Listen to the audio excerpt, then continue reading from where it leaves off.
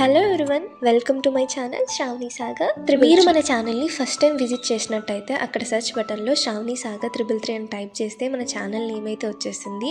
So first అక్కడికి వెళ్ళి కొంచెం సబ్స్క్రైబ్ బటన్ని సబ్స్క్రైబ్ చేసుకొని పక్కనే ఉన్న బెల్ ఐకాన్ని క్లిక్ చేయండి. సో దట్ నేను పోస్ట్ చేసే వీడియోస్ ఇలా పెట్టగానే మీకు అలా వచ్చేస్తాయి అనమాట. సో లేట్ చేయకుండా మనం వీడియోకి అయితే వెళ్దాం.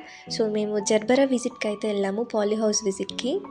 జర్బరా ఫ్లవర్స్ గురించి మీకు తెలుసా? అదే అండి, మనకి పెళ్ళిళ్ళలో డెకరేషన్ ఫ్లవర్స్గా పెడతారు కదా, ఆ ఫ్లవర్స్నే జర్బరా అంటాము.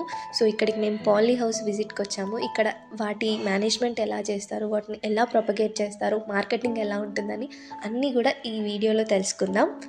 జర్బరా వచ్చేసి నార్మల్గా మనము సీడ్స్తో అయితే ప్రాపగేట్ చేయము. నార్మల్గా టిష్యూ కల్చర్తోని కానీ, సక్కర్స్ ఉంటాయి కదా, అంటే మొక్క పక్కకు చిన్న చిన్న పిలకల్లాగా వచ్చేస్తాయి కదా, చిన్న చిన్న మొక్కలు, వాటితో వీటిని నాటుతారనమాట. వీటి సాగు కోసం మనం రేజ్డ్ బెడ్ మొక్కకి మధ్య అట్లీస్ట్ 30 సెంటీమీటర్ డిస్టెన్స్ ఉండాలి. ఆ బెడ్ వెడ్త్ వచ్చేసి 80 సెంటీమీటర్స్ ఉంది. దీంట్లో చాలా వెరైటీస్ ఉంటాయన్నమాట. మనకి ఇక్కడ వైట్ హౌస్ ఉంది, సిల్వర్ స్టార్ ఉంది, ఇంకా షెంబర్, ఇలా చాలా వెరైటీస్ ఉన్నాయి. అండ్ ఇక్కడ వైట్గా కనిపిస్తున్నాయి కదా, ఆ ఫ్లవర్స్ వచ్చేసి వైట్. మనము ఒక ఎకరానికి సుమారు 8,000 నుంచి 10,000 మొక్కలు నాటుతాము. నాటేటప్పుడే మనము సేంద్రియ ఎరువులు ఉంటాయి కదా, ఫామ్ యార్డ్ మాన్యూర్ కానివ్వండి, వర్మి కంపోస్ట్తో కలిపి నాటాలి. వాటర్ మేనేజ్మెంట్ మనము వీటికి డ్రిప్ ఇరిగేషన్ ఇస్తామన్నమాట, పైన స్ప్రింకిల్స్తో కూడా ఇస్తాము. వీటికి హ్యూమిడిటీ మేనేజ్మెంట్, అదే తేమ శాతం మంచిగా మేనేజ్మెంట్ చేసుకోవాలి. దాదాపు 80 నుంచి 85% అనేది తేమ పర్సెంట్ అనేది ఉంచాలి. ఇంకా పెస్ట్ అండ్ డిసీజ్ మేనేజ్మెంట్కి వచ్చేసరికి మనకి ఎక్కువగా వచ్చే పెస్ట్ ఏంటిదంటే ఈ త్రిప్స్ ఉంటాయి కదా, ఇంకా మైట్స్ ఉంటాయి. సో వీటి వల్ల ఎక్కువగా డ్యామేజ్ అవుతుంది. యాఫిడ్స్, వీటి వల్ల ఎక్కువగా నష్టం ఉంటుంది. సో అందుకే అక్కడక్కడ మనకి స్టిక్కీ ట్రాప్స్ పెట్టారు. ఇంకో ఎల్లో స్టిక్కీ ట్రాప్స్ ఉంటాయి, బ్లూ స్టిక్కీ ట్రాప్స్ ఉంటాయి. వీటి వల్ల ఏమవుతుందంటే ఆ పురుగులు పోయి దానికి అతుక్కొని చాలా వరకు మనము మంచిగా వాటిని మేనేజ్ చేసుకోవచ్చు.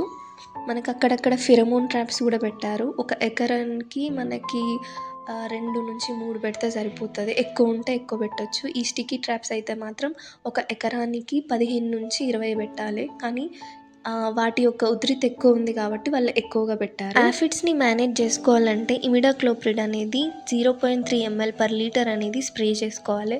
త్రిప్స్కి అయితే నేను చెప్పాను కదా, స్టిక్కీ ట్రాప్సే బెస్ట్ అండి. సో ఇంకా డిసీజ్ ఏమైనా ఉంటాయంటే మనకి ఈ బూడిద తెగులు, ఇంకా లీవ్ స్పాట్స్ ఎక్కువగా వస్తాయి. మనకి ఫ్లవర్స్ అనేటివి నాటిన 3 నెలలకే వచ్చేస్తాయి. కానీ వీళ్ళు ఏమంటున్నారంటే అరే తొందరగా వస్తాయి కానీ చాలా చిన్నగా ఉంటాయి బడ్స్. సో వీటిని మనము కోసినామంటే మనకి మార్కెట్ వాల్యూ రాదు. సో ఫస్ట్ వచ్చిన బడ్స్ని వాళ్ళు తెంపేస్తారంట. సో దట్ నెక్స్ట్ వచ్చేటివి చాలా పెద్దగా, మళ్ళీ ఫ్లవర్ సైజ్ అనేది ఎక్కువ వస్తాయని చెప్పారు. వీటిని మనం ఎక్కువగా పాలీ హౌస్లో రేజ్ చేయడమే చూస్తాం కదా, అంటే వీటికి తగినట్టు టెంపరేచర్ ఇంకా హ్యూమిడిటీ అనేది కరెక్ట్గా మెయింటైన్ చేయాలి. వీరి ల్యాండ్ని లీజుకి తీసుకొని వేసారంట. సో సుమారు ఒక 1 ఇయర్కి వీళ్ళకి రెంటే 1,50,000 వరకు ఉంటుంది. దీన్ని చూసుకోవడానికి వీళ్ళు 50 మెంబర్స్ని, వర్కర్స్ని పెట్టారు. మనకి ఫ్లవర్ కాస్ట్ అనేది వేరీ అవుతుంది అన్నమాట.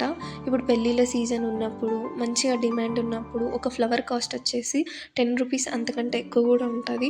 లేదు పెళ్ళిళ్ళ సీజన్ కానప్పుడు నార్మల్ డేస్లో మాత్రం 2 to 3 రూపీస్ ఉంటుంది ఈచ్ ఫ్లవర్ కాస్ట్. ఇక్కడ చూస్తున్నారు కదా, ఇవి యాఫిడ్స్, మైట్స్, వీటి కోసము ఈ స్టిక్కీ ట్రాప్స్ అనేటివి పెట్టారు. మేమైతే చాలా ఎంజాయ్ చేసాము, చాలా బాగా అనిపించింది. చాలా చాలా డిఫరెంట్ కలర్స్ ఆఫ్ ఫ్లవర్స్ ఉండే. సో వీటిని మేనేజ్మెంట్ కొంచెం కష్టము. సో అయినా కూడా చాలా బాగా మెయింటైన్ చేస్తున్నారు. ఇక్కడ ఉన్న చాలా బాగా ఎక్స్ప్లెయిన్ చేశారు. సో ఈచ్ అండ్ ఒక ప్రతి విషయాన్ని మాకు చాలా బాగా చెప్పారు. అప్పుడు మనకి సబ్సిడీ వచ్చేదంట వీళ్ళకి ఇది పెట్టినందుకు. ఇప్పుడు కొంచెం లేదు అన్నారు, కానీ గవర్నమెంట్ అయితే సబ్సిడీ ప్రొవైడ్ చేస్తుంది. సో మీకు ఇలాంటి ఇంకా వీడియోస్ కావాలంటే మన ఛానల్ని సబ్స్క్రైబ్ చేసుకోండి. ఇంకా ఎలాంటి వీడియోస్ కావాలో కూడా నాకు కింద కామెంట్ చేయండి. సో దట్ అలాంటి వీడియోస్తో మీ ముందుకు వస్తాను. మేమైతే తిరిగి అలసిపోయామబ్బా, చాలా దూరం నుంచి వచ్చాము. అసలే ఎండాకాలము ఇది మేము విజిట్ చేసినప్పుడు. సో చాలా చాలా అలసిపోయాం. మాకు ఓపిక లేకపోయినా ఇంత ఓపికగా ఇది మొత్తం వీడియో చూసినందుకు thank you so much. So మీరు లైక్ చేయండి సో దట్ ఈ వీడియో వేరే వాళ్ళకి కూడా వెళ్తుంది కదా. So thank you for watching. Thank you. Bye bye.